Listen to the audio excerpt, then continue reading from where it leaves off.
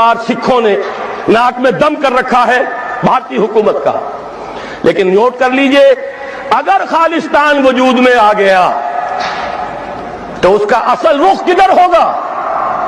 وہ طاقت خون دینے کی وہ عادی ہو گئی ہے قوم. اس پورے عرصے میں زیادہ تر سکھ مرے ہیں اور سکھوں ہی نے سکھوں کو مارا ہے.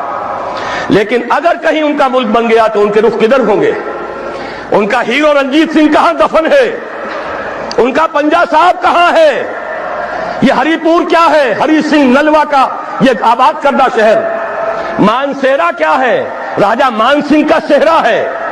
یہ سارے علاقے تو یہاں ہیں. ادھر تو ان کا کوئی مقدس شہر ہی نہیں. امرتسر سے ادھر ہے جو بھی کچھ ہے ان کا تقدس.